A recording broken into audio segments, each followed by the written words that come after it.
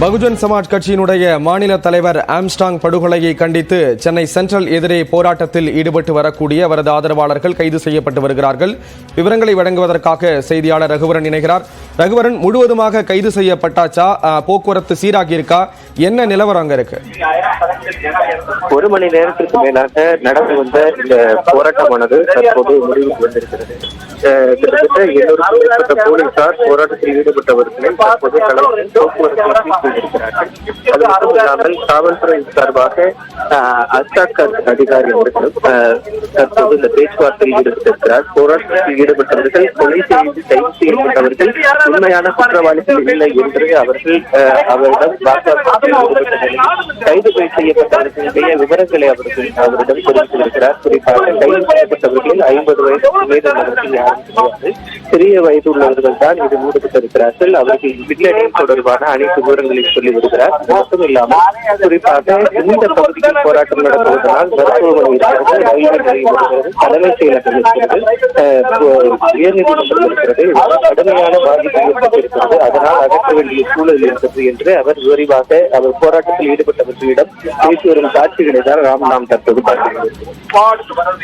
Chennai central அருகே போக்குவரத்து சீராகி இருக்கிறது. அந்த போராட்டத்தில் ஈடுபட்ட பலர் கைது செய்யப்பட்டிருக்கிறார்கள். ஒருபுறம் காவல்துறை தரப்பில் அவர்களிடம் பேச்சுவார்த்தை நடத்தப்பட்டு வருகிறது. குறிப்பாக பகுஜன் சமாஜ் கட்சியினுடைய சேர்ந்த தமிழக உறுப்பினர்களிடம் காவல்துறையைச் சேர்ந்த அஸ்ராக் கர்க் பேச்சுவார்த்தையில் ஈடுபடக்கூடிய அந்த நேரடி காட்சிகளை பார்க்கிறோம். பல்வேறு கோரிக்கைகளை அவர்கள் வலியுறுத்தி இருக்கிறார்கள். சிபிஐ விசாரணை நடத்தப்பட வேண்டும், உண்மையான குற்றவாளிகள் கைது செய்யப்பட வேண்டும், அதே போன்று பொது இடத்தில் வைத்து அஞ்சலி செலுத்துவதற்கு அனுமதி வழங்கப்பட வேண்டும் உள்ளிட்ட பல்வேறு கோரிக்கைகளை வலியுறுத்தி அவர்கள் சாலை மறியல் போராட்டத்தில் ஈடுபட்ட நிலையில் தற்பொழுது அங்கிருந்து அப்புறப்படுத்தப்பட்டிருக்கிறார்கள். அவர்கள் கைது செய்யப்பட்டு பேருந்துகளில் ஏற்றப்பட்டிருக்கக்கூடிய ஒரு சூழலில் அங்கு போக்குவரத்து சீராகி இருப்பதாக கூறப்படுகிறது. அதே போன்று முக்கிய நபர்களிடம், ஆம்ஸ்டாங்கினுடைய ஆதரவாளர்கள், கட்சியைச் சேர்ந்த முக்கிய நபர்களிடம் காவல்துறை தரப்பில் பேச்சுவார்த்தை நடத்தப்பட்டு வரக்கூடிய அந்த காட்சிகளைத்தான் நேரலையில் பார்க்கிறோம்.